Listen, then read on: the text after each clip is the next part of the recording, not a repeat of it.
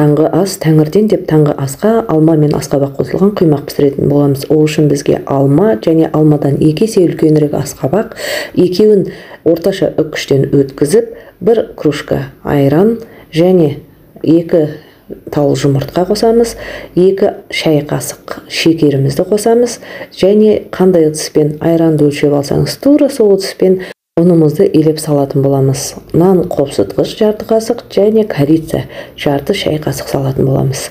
Кішкене ғана тұз сеуіп, әдемілеп араластырамыз.